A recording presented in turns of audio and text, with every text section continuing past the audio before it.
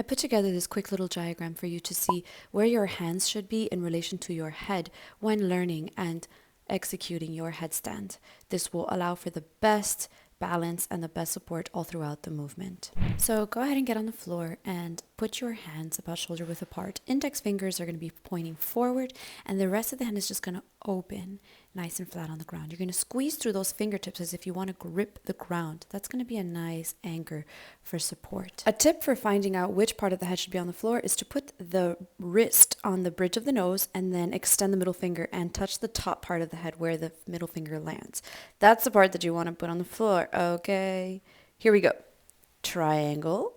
Hands are going to go on the bottom corners of the triangle. Top of the head is going to go on the peak of that triangle. We're going to extend our legs and walk our feet or drag our heels as close to our face as possible so that we begin to stack our butt over our head. Then we place one knee on each arm and we try to hold in this bottom position. Be sure to actively push into the ground with those hands so as to avoid any head or neck pain.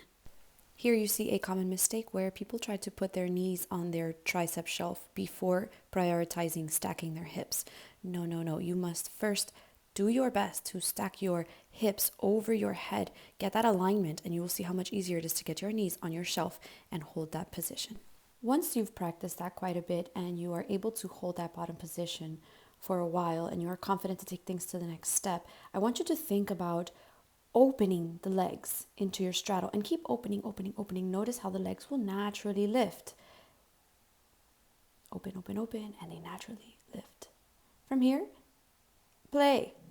Okay, play. See what shapes you can create. I'm all about that exploration and play. Tag me if you try this and give me a thumbs up if you like content like this. It helps me out.